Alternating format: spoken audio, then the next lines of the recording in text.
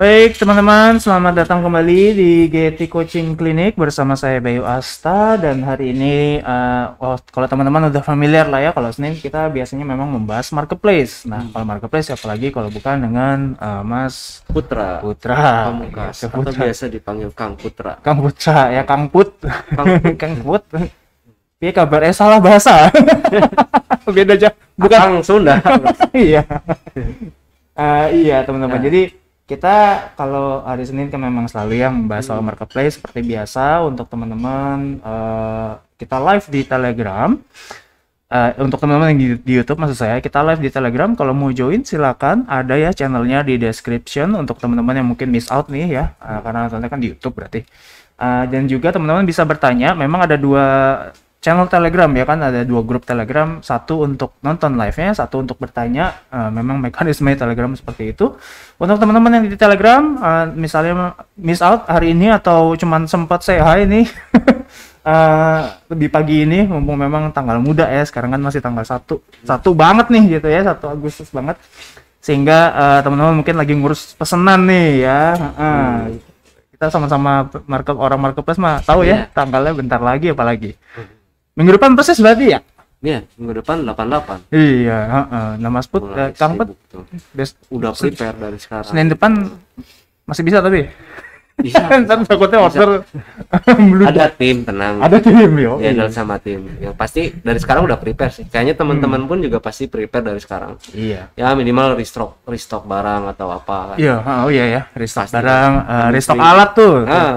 Amin seminggu udah sibuk pasti dia. Iya. Nah, teman-teman, sebelum kita mulai ya, saya tidak lupa untuk mengingatkan teman-teman selalu mengikuti protokol kesehatan yang sedang berlaku saat ini, yaitu menggunakan masker nih. Saya taat ya, kita berdua, kita semua taat di sini, selalu pakai masker, lalu cuci tangan dengan sabun dan air mengalir.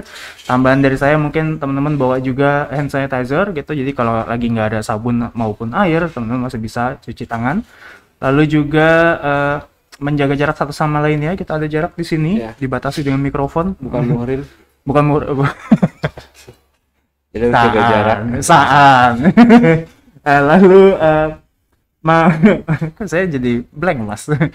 Menghindari keramaian. Lalu yang keempat adalah menghindari keramaian. Yang terakhir adalah mengurangi mobilitas dan interaksi. Gitu, ya. Jadi teman-teman silakan monggo, seperti biasa di GT Coaching Clinic ini kita tiap hari ya ada dengan topik yang berbeda-beda. Di hari Senin ini kita membahas soal marketplace.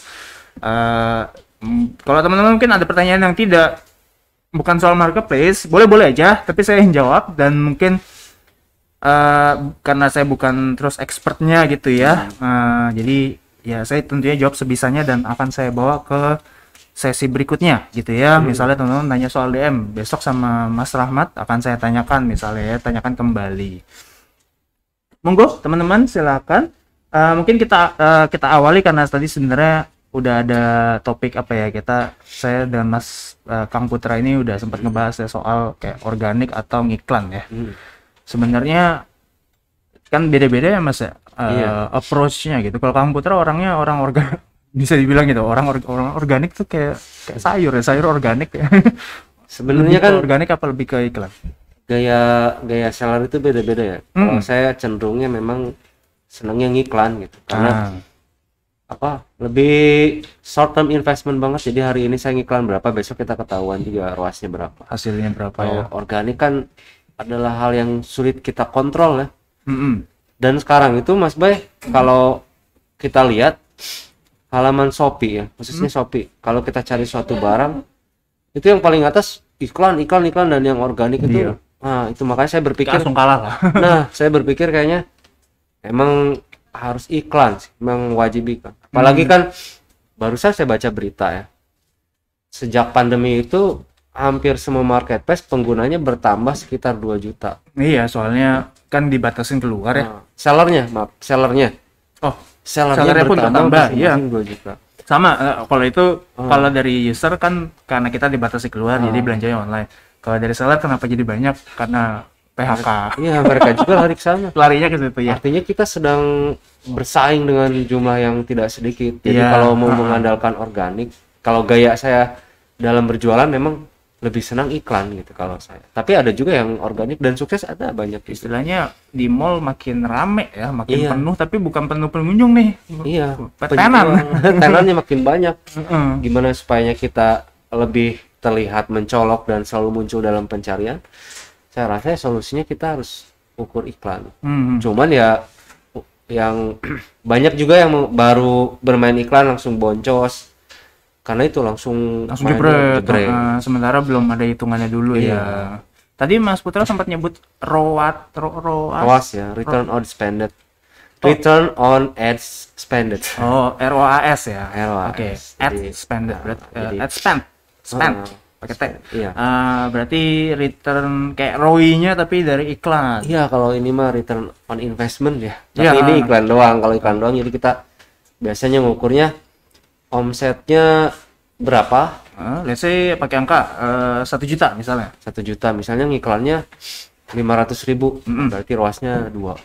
Proses 2 Nah, berarti omset aja dibagi, atau 200% gitu ya. omset dibagi iklan aja. Itu baru ROAS. Oke. Nah, biasanya kalau masih di angka 3 atau 2 masih aman. Kenapa hilang Oh, suaranya? sorry. Oh ya Allah, lupa ya. Sorry teman-teman. Stop, mati lagi tadi ya suaranya. Oke, ini udah muncul ya. Dari teman-teman. awal? Itu dari Ulang awal? kali ya. Ulang kali ya. Mungkin tapi nggak usah dari awal. Tadi Enggak, kita dia emang commute-nya dari awal. kayaknya ya. Tapi tadi kita sebenarnya masih baru pembukaan aja. Sorry teman-teman, mohon maklum ya beginilah ya. Mungkin diulang dulu dari awal. Kita tadi pas lagi ngebahas baru aja kita mulai masuk ke pembahasan soal ROAS ya. ROAS. ROAS. Jadi kalau tadi saya awalnya nanya ke Mas Putra Iklan apa organik? iklan apa organik gitu ya, pembahasan hari inilah kira-kira. Tapi kalau teman-teman mau nanya silakan, monggo, jangan ragu. Karena justru ini kan sesinya teman-teman bertanya ya. Saya buka dengan pertanyaan kenapa organik, kenapa iklan gitu. Iya. Dan kemudian Mas Putra menyebutkan tadi soal ROAS ya, return on ad spend gitu. Jadi kayak ROI-nya iklan. Ya, ROI-nya. Tadi rumusnya gimana? Omset dibagi pengeluaran iklan. Oh, oke. Jadi kalau omsetnya misalnya 1 juta, terus ngiklannya untuk dapat omset segitu, ngiklannya selama masa itu 500.000, Berarti 2. oke 2 atau 200%. Nah, itu di ambang tidak aman sih. Di Aman ambang itu tidak aman. Oke, saya kalau belum saya nanya ya, tadi. tapi kan beda-beda tergantung dari APP-nya, kita nggak tahu. Kalau saya diukurnya minimal itu 3. Minimal 3. Minimal. Kalau enggak berarti kita harus optimasi. Hmm. Nah, yang fatal dari pemula saat beriklan adalah dia tidak memahami cara mengoptimasi iklan itu. Karena itu tadi, sejak awal dia mikirnya, oh marketplace itu yang penting traffic, yang penting visibilitas. Ya udah kita ngiklan, jebret dia berjuta-juta. Nah, itu yang salah. Kalau saya selalu dimulai dari bidding yang paling kecil, dan itu pun hanya 3 produk. Bidding yang paling kecil malahan. Iya. Dulu masih kan memang berubah-ubah ya harga bidding per klik itu.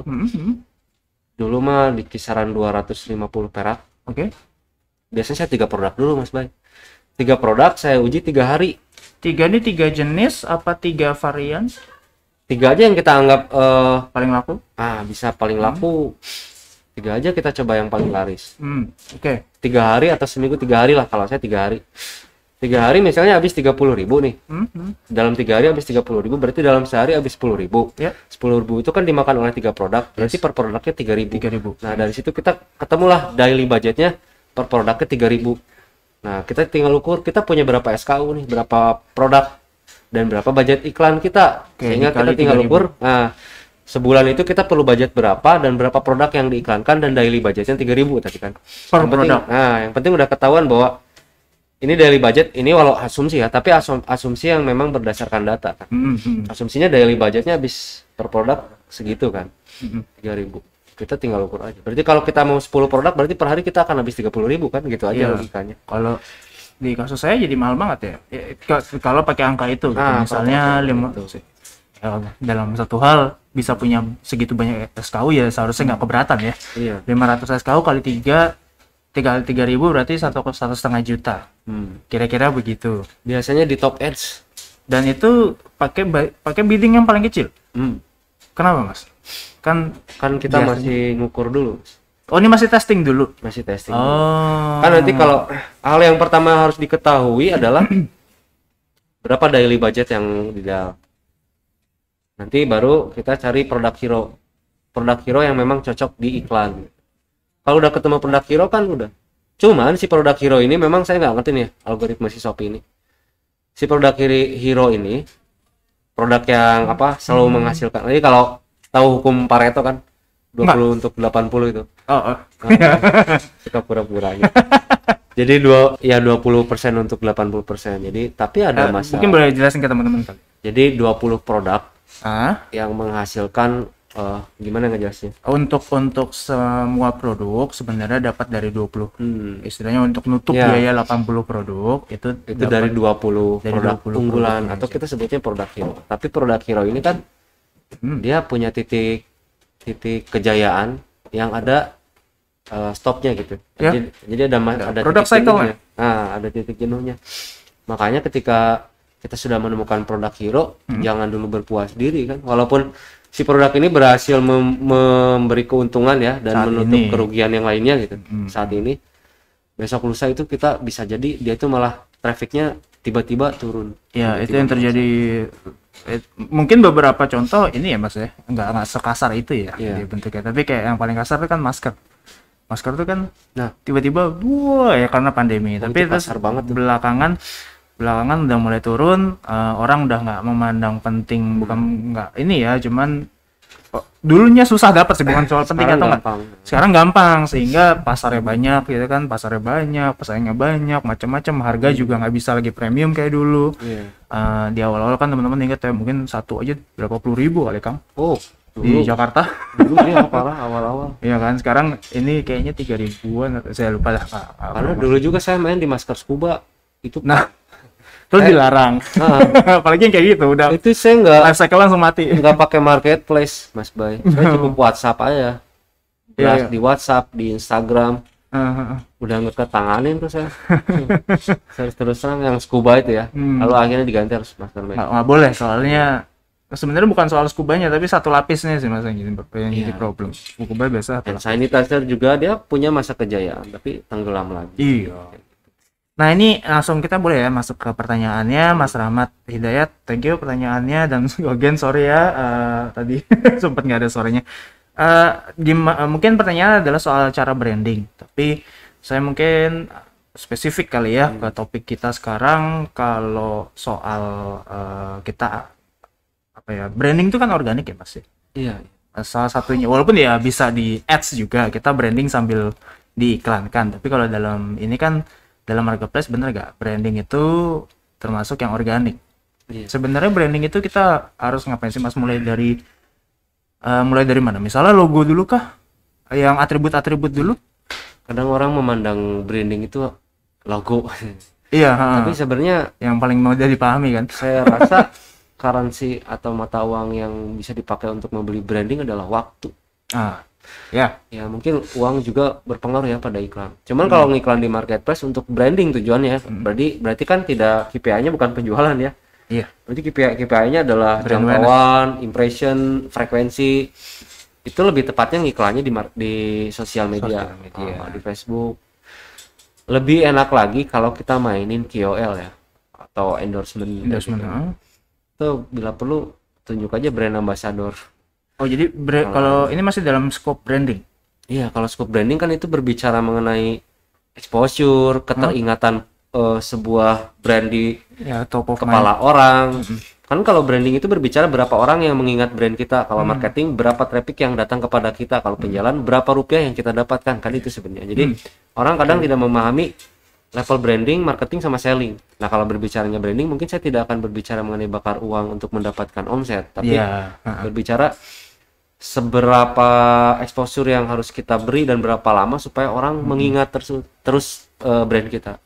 Makanya kalau metrik di dalam Facebook Ads adalah frekuensi kan. Asumsinya adalah impression dibagi jangkauan sama dengan frekuensi. Jadi frekuensi itu diasumsikan berapa kali iklan tersebut ditampilkan.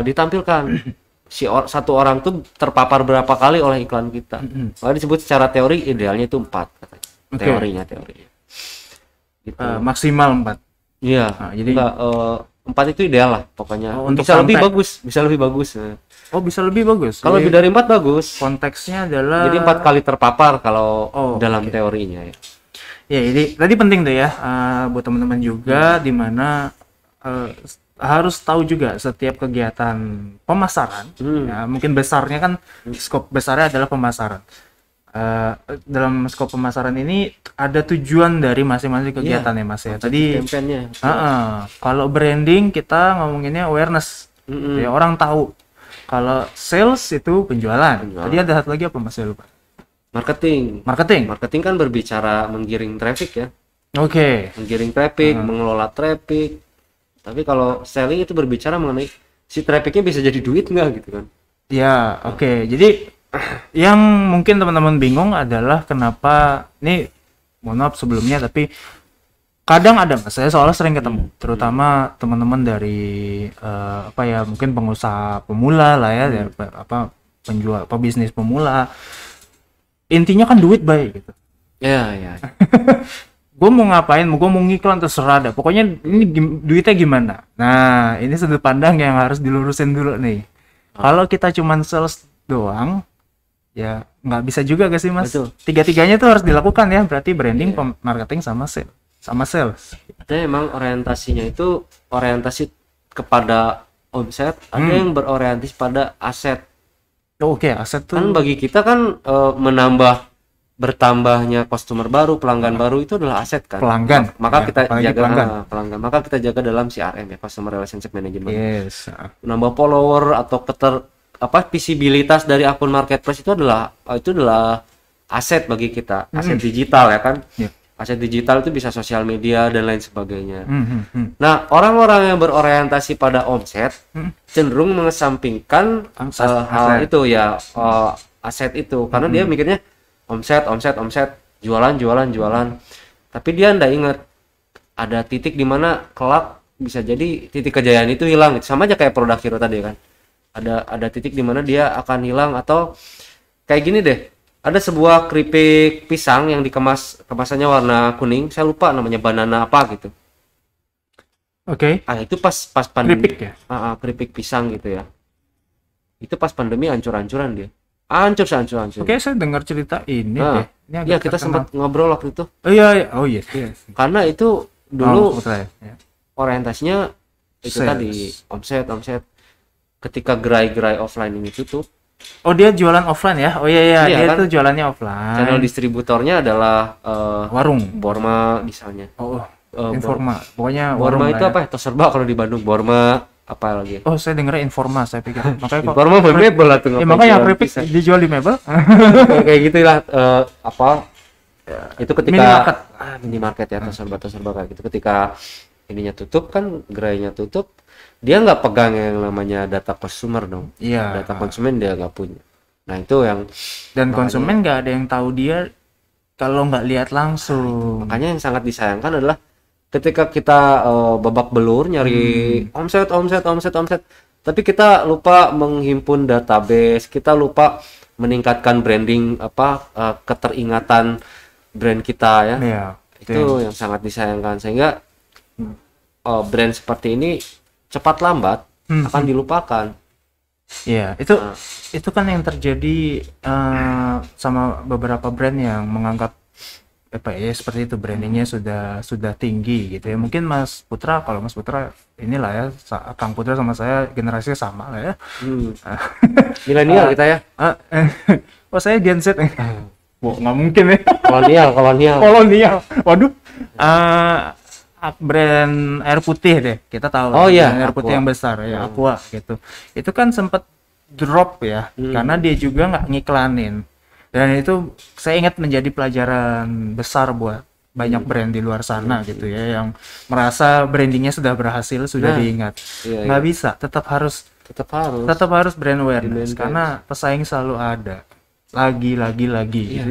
Dia jadi dilupain. Jadi kan waktu itu sempet lah ada eranya di mana Aqua itu Aqua yang misalnya Aqua yang fit gitu, Aqua yang 2 tang gitu kan. Ini banyak yang mereknya ya sekarang ya, saya Aqua tuh Danone ya, di Danone ya, di bawah Danone atau bukan, itu Nestle yang air putih gitu. Aqua tuh dari DC ya. Aquaman. Bukan dari Marvel. Oke. Di komik. Saya blank langsung. Oke, jadi ya kan Aqua tuh kan sempat hilang. Iya. Padahal dia sudah dikenal seperti itu. Top brand lah ya dulu. Udah jadi top brand, tapi saking topnya sampai hilang gitu. Iya. Udah di atas listnya gitu. Kesalahannya di situ. Sekarang sih mereka udah mulai kembali lagi dan untungnya masih brand value-nya kan masih awareness-nya besar sekali sehingga mereka juga bisa kembali dengan lebih nyaman daripada yang lain ya. Tapi itu jadi pelajaran banget kan, Mas. Iya, sama kayak teh botol sempet tuh. Teh botol juga ya. Oleh teh pucuk ya. Teh pucuk sempet naik. Itu padahal ya kita ngeh dengan sebegitunya bahwa ya teh botol yang itu gitu. Tapi begitu teh pucuk datang tuh kita juga cuek banget, konsumen maksudnya. Iya. Konsumen tuh cuek banget, kalau emang ada alternatif yang enak pindah gitu aja. Iya. Jadi dia ternyata nggak ada loyalty-nya. Tidak ada lah kesetiaan di dalam konsumen itu. Apa sih setia Ternyata mungkin dalam FMCG kali ya, lebih tepatnya dalam FMCG itu loyalty susah. Jadi jangan mengandalkan loyalty juga. Iya, FMCG itu emang keras juga. Ikut dunia itu. Soalnya mainnya kan banyak. Saya juga kan di dalam produk ibu dan anak ya, Mas. Kalau emang si bayinya nggak bisa nerima merek Pigeon misalnya, ya udah nggak bakal beli kan, ngapain? Iya. Mau loyal kayak apa kek gitu. Misalnya kejadian kakaknya, abangnya nih dulu pakai Pigeon, adiknya nggak bisa, nggak mau, maunya Aven atau maunya Tommy TP gitu. Ya udah, percuma loyalty tadi. Iya. Gitu. Nggak muncul. FMCG cuma benefit lah. Oke, ada pertanyaan lagi. Lalu kalau marketing produk itu harus promosi produk juga. Maksudnya gimana nih? Harus promosi, maksudnya promo dalam artian. Jadi mungkin gini, kalau pemasaran itu tadi kan kita nyebut pemasaran ada 3 ya, yang kuncinya banget. Branding, sales, sama marketing. Branding, marketing, dan selling. Gitu. Nah, berarti dalam marketingnya itu harus banget promosi, harus lah. Harus sih, supaya punya daya tarik ya kita pakai harga coret kayak minimal. Karena mau menggiring traffic kan, menggiring traffic, mau membuat diri kita lebih menarik daripada pesaing kita. Ya walaupun marketing tuh ujungnya juga memang pasti kepada penjualan ya, tapi di beberapa company besar marketing itu KPI-nya adalah traffic ya. Ya, mungkin satu hal ya Mas Kang Putra ya. Ini banyak nih saya memperhatikan sebenarnya ya, nggak cuman dari orang-orang yang saya ketemu, mungkin lingkungan saya sendiri pun gitu ya, dan lingkungan saya yang saya masuk rumah juga gitulah, deket-deket rumah gitu kan, ada abang-abang gitu. Kadang-kadang ada aja yang cerita gitu kan. Terus saya notice sebenarnya banyak juga nih ceritanya pedagang atau pebisnis lah yang baru terutama ya, itu hesitant Mas, istilahnya kita mau dapat duit kenapa ngeluarin duit gitu. Iya, kita mau ikan yang ngeluarin cacing lah kalau mancing. Itu bagus analoginya. Saya sebenarnya pengen Kang Putra coba ajak nih teman-teman, bukan ajak ngiklan, bukan ngajak top ads apalagi gitu ya, ini. Cuman kenyataannya kita bisnis itu nggak bisa ya teman-teman mulai dari nol tanpa ada usaha, terus kita cuma naruh barang diemin laku. Itu bukan itu yang terjadi sama saya loh. Kalau teman-teman mungkin tahu ceritanya, saya kan agak organik banget gitu ya. Itu bukan kayak gitu loh. Kalau Mas Bay gaya jualannya organik, tapi dia spendnya dengan effort ya kan? Iya. Dengan effort, nawar-nawarin, terus nyuruh orang yang beli secara offline tapi ulasannya online. Iya. Itu pun juga adalah effort gitu kan? Itu pun keluar duit juga sih. Iya, itu pun keluar duit untuk ongkos atau untuk ngajak makan di kafe calon kliennya. Enggak gitu sih. Kalau sampai kayak gitu sih enggak ya. Ngajak main golf gitu, karaoke. Ini FMCG bang. FMCG barang. Udah kayak tender aja, proyek gede, main golf apa. Oke. Boleh Mas, coba sudut pandangnya tadi benar tuh. Untuk dapat ikan harus ngeluarin cacing lah. Kita nggak bisa kail kosong dilempar ke sungai, nggak ada ikan yang tertarik untuk makan itu kan. Ya ibaratnya kita harus memancing traffic, memancing orang supaya tertarik, mau menggigit kail kita. Yang penting kan si cacing ini jangan ukurannya lebih besar dari ikan dong. Kalau cacingnya lebih besar dari ikan, rugi kita. Ya itu yang dibilang boncos tadi. Boncos. Lebih bagus kalau misalnya ada cacing ukuran segini, kita potong segini aja. Ini yang dipasang di kail. lempar itu kan kita masih punya kan stok cacing yang banyak. Mungkin dalam 1 ekor cacing kita bisa mendapatkan 10 ekor ikan, berarti hebat, ya kan? 1 cacing dapat 10 ekor Tapi ikan. itu magic. Berarti luasnya 10 gitu kalau. Ya kan? Oh iya benar. Jadi kita berpikirnya gitu, gimana caranya low budget high impact.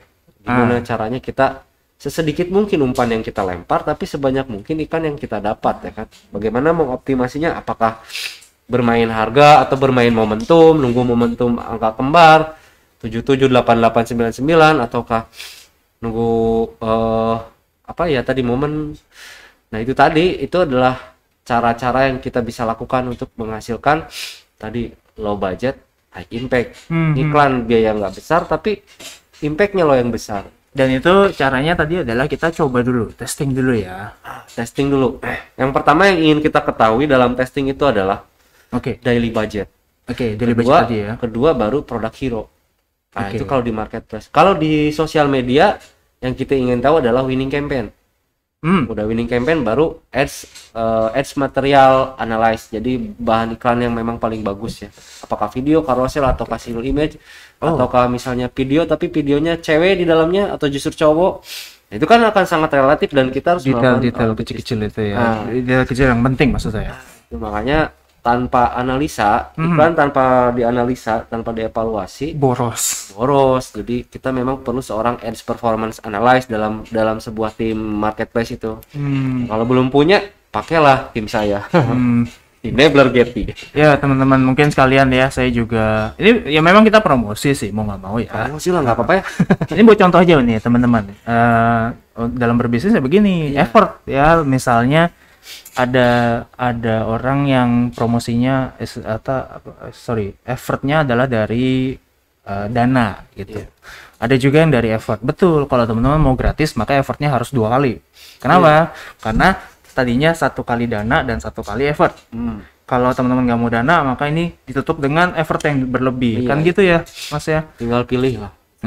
Atau kalau teman-teman nggak punya waktunya misalnya, maka kayak contohnya Mas Putra, Kang Putra di sini adalah salah satu enabler dengan tim. Tentunya teman-teman kalau mau mungkin mau nanya dulu gitu ya, mau nanya dulu ke Kang Putra, boleh konsultasi dulu. Ini kebutuhannya bagaimana, nanti kan bisa kita bicarakan kembali. Dalam bisnis namanya B2B ya, kalau kayak gini kan teman-teman mau ke Kang Putra berarti B2B. Semuanya ada yang bisa dibicarakan. Jadi monggo. Gimana caranya? Silakan DM saya dulu di Telegram, boleh ya. Kan adminnya ada di saya ya di Telegram itu, monggo DM dulu, nanti akan saya sampaikan ke Kang Putranya sendiri. Gitu teman-teman. Jadi emang kadang-kadang harus nyelipin iklan seperti itu Mas? Iya, nggak apa-apa. Sama ya, everything is a business. Tapi sebenarnya nggak pakai jasa saya pun nggak apa-apa. Misalnya saya mau konsultasi doang, tapi saya nggak akan hire Kang Putra dan boleh. nggak apa-apa. Saya mah terbuka justru. Dan kemarin juga yang kenapa sekarang ngangkat topik mengenai iklan, karena kemarin ada yang konsultasi mengenai iklan karena dia boncos terus. Nah itu yang saya sangat sayangkan gitu. Kan kalau misalnya Anda adalah seorang pemula, carilah mentor atau carilah orang yang berpengalaman supaya nggak boncos gitu. Saya sangat menyayangkan kalau Shopee, Tokopedia Anda melihat Anda boncos itu seneng karena revenue-nya dari iklan. Revenue-nya dari salah iklan. satunya ya. Tapi kan yuk kita sharing aja gitu. Saya punya pengalaman, Anda ingin mencoba beriklan, saya akan kasih insight. Misalnya, tapi saya nggak akan hire Kang Putra, nggak apa-apa. Konsultasi aja, nggak apa-apa. Karena ini kan ilmu ya. Kalau dalam hal ini kita akan ngasih teman-teman kalau ilmunya, kalau teman-teman minta ya. Berarti itu dulu kita juga pengen lihat niatnya ada nggak. nanya dulu deh gitu. Nah itu nggak apa-apa nggak hire saya, tapi minimal nanya itu dengan niat, dengan cuma nanya sekedar nanya.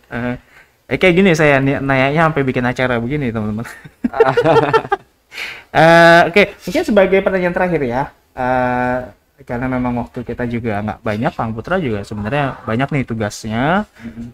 Gimana caranya orang yang nggak mau beli produk kita jadi beli produk kita? Mungkin yang ekstrim Mas. Kalau yang biasa-biasa aja kan ya caranya tadi kita udah bahas kali ya. Kalau yang tadinya nggak mau, pernah nggak Mas Kang Putra gitu? Iya, nunggu pecah telur itu emang Kadang saya udah supaya terjual nggak mikir lagi untung rugi Mas Bay. Yang penting terjual aja lah. Ini kan saya udah belanja nih banyak, yang penting terjual dulu minimal. Saya bisa dapat banyak ulasan dan memudahkan saya menjadi star seller itu dulu. Karena saya tahu di marketplace itu kalau kita jadi star seller atau star seller terus, apalagi Shopee Mall misalnya, itu privilege-nya lebih. Kita akan dapat exposure. Tapi bagi teman-teman yang berpula pasti karena pemula yang dipikirannya tuh gimana dapat terjual dulu aja dah gitu misalnya. Kalau udah gitu saya udah 3 bulan ini barang nggak kejual misalnya, atau nggak nemuin produk hero, itu udah Mas, saya nggak mikirin untung rugi. Berarti orientasi saya bukan omset tadi, aset. Gimana caranya minimal upgrade dah toko kita jadi star seller, ulasan kita bertambah, follower kita bertambah, minimal mindsetnya ke sana supaya kedepannya kita punya privilege itu. Jadi akhirnya ngincer reviewnya aja deh minimal gitu ya. Minimal ngincer reviewnya kan. Tapi pertanyaan ini juga agak bias ya. Apakah gimana caranya produk yang nggak laku supaya laku? Itu tergantung juga. Kalau emang produknya kurang baik, agak susah. Makanya sebelum masuk ke marketplace perlu riset produk. Kalau saya sih riset produk dulu. Produk orang kayak gimana, yang terlihat bagaimana. Nah itu nanti kita jual, kita lihat misalnya laku nggak. Kalau nggak laku berarti orientasinya udah bukan omset lagi. Oke, saya boleh nambahin ya dari jawaban saya tadi. Buat teman-teman mungkin kalau sebagai ada dua sisi kan ya, kita dagang itu ada yang memang kita produsennya, ada yang kita sebagai reseller. Kalau reseller maka teman-teman riset dulu, jangan sembarang jualan aja gitu. Betul, saya seringkali juga mengajarkan kita ambillah produk-produk yang kita gunakan, tapi tentunya kita riset kembali dulu. Itu hanya untuk referensi awal. Ya, benar ya teman-teman juga. Jadi itu baru referensi awal. Di riset dulu ini beneran akan laku apa enggak. Lalu jangan langsung gede juga, karena memang kita kan ngeluarin duit ya untuk nyetok itu. Teman-teman yang dropship ini beda soal, tapi sama aja tetap aja kita spending effort untuk nanti ngurusnya juga. Akhirnya ada modal lah yang keluar, maka jangan banyak-banyak dulu gitu. Kita testing dulu, kalau laku baru. Saya sendiri pun kan ceritanya gitu, saya cuma 1 lusin dan itu saya tungguin sampai habis Kang. Nggak ada ini, oke, kebeli 1 gitu, oke ini laku. Belum. Ini kebetulan kali kan gitu ya, kita belum tahu. Ini untuk reseller. Kalau teman-teman yang produsen gimana nih? Saya UKM, produk saya nggak bisa ganti. Bisa. Satu hal, akhirnya kita harus improvement. Kenapa orang nggak mau beli? Misalnya Kang Putra jualan apa? Cat ya? Iya. Misalnya bikin cat sendiri nih, saat ini bukan ya? Ini resell ya. Cat itu kucing ya? Itu cat. Cat. Ditulisnya tapi sama. Jadi kalau ada wanita lagi ngecat, namanya Catwoman. Oh, gitu. Iya benar. Dapat. Gua kena ya. Gua ngerti sekarang ya. Nanti ini jadi portal humor aja lah, komedi. Portal humor jangan. Kita portal edukasi. Misalnya jangan cat deh, misalnya makanan yang paling saya familiar. Seblak ya. Oke, seblak gitu misalnya. Sunda banget. Misalnya kan seblak. Orang kok nggak ada yang beli, kenapa? Kalau emang dari awal aja udah nggak mau beli, mungkin tampangnya, harganya, kan gitu. Kenapa saya bilang tampangnya, harganya? Karena kan orang belum ngerasain, berarti udah ngejudging nih dari luar. Makanan tuh begitu. Warungnya kumuh kayak atau gimana, tampilannya kurang menarik gitu. Jadi orang nggak mau datang, nggak mau beli. Orang udah beli, nggak beli lagi, kenapa? Rasanya mungkin, kan gitu. Jadi kita ada kan step-step tertentu solving the problem. Justru buat saya produsen lebih fleksibel. Seharusnya dalam hal itu ya, karena dia bisa mainin harga. Dia bisa kan bahan baku dia yang pegang gitu, maksudnya ya dia punya bahan bakunya, bukan reseller kan stuck ya Mas ya. Stuck. Ya udah distributornya ini, apalagi kalau kita dapat distributor utama, mau sama siapa lagi? Benar, lebih bebas jadi produsen sebenarnya, lebih bebas, tapi operasional lebih repot. Oke. Teman-teman, thank you sudah datang. Seperti biasa kita memang daily GT Coaching Clinic ini berjalan ya setengah jam lebih ya. Sini 35 ya, 35 menit. Nggak apa, tapi kita memang selalu extend begitu untuk teman-teman, untuk menjawab semua pertanyaan teman-teman. Jadi sebelum saya tutup, tentunya ngiklan ya. Atau teman-teman yang di YouTube ya, untuk teman-teman mau join, ada semua linknya di description untuk join ke channelnya. Channelnya itu untuk nonton, ada grup diskusinya itu untuk bertanya. Jadi memang ada dua kalau Telegram. Untuk teman-teman yang udah di Telegram, yang miss out, replaynya ada di YouTube channel Getty Incubator. Nama channelnya Getty Incubator. Jadi teman-teman yang belum subscribe, silahkan subscribe, dan kita juga udah bikin playlistnya khusus untuk Getty Coaching Clinic dan juga intisarinya juga gitu ya. Ada 2 playlist. Jadi jangan lupa untuk subscribe. Nah, untuk sesi hari ini terima kasih dan juga thank you Kang Putra. Siap, Mas. Hari ini kayaknya mungkin karena Senin kali ya Kang ya. Teman-teman ada yang lihat mata saya. Kita nggak ada yang fit berdua nih. Abis liburan beginilah ya. Ini kalau dibukain ada kerokan saya. Oh. Ya, kalau situ merahnya di badan, nggak usah di mata ya. Jadi ya beginilah ya teman-teman. Semoga teman-teman juga sehat selalu. Amin. Kang Putra, again thank you udah datang. Kita ketemu minggu depannya lagi ya. Siap. Oke, jadi sebelum saya mengakhiri juga teman-teman, saya again mengingatkan untuk selalu mengikuti protokol kesehatan yang sedang berlaku saat ini. Yang pertama adalah menggunakan masker, kedua mencuci tangan dengan sabun dan air mengalir, ketiga jaga jarak satu sama lainnya, keempat menghindari keramaian, dan kelima adalah mengurangi mobilitas dan interaksi. Untuk teman-teman baik di yang YouTube maupun yang Telegram, thank you udah mengikuti sesi Daily Getty Coaching Clinic hari ini, dan saya ucapkan terima kasih, sampai ketemu di sesi selanjutnya.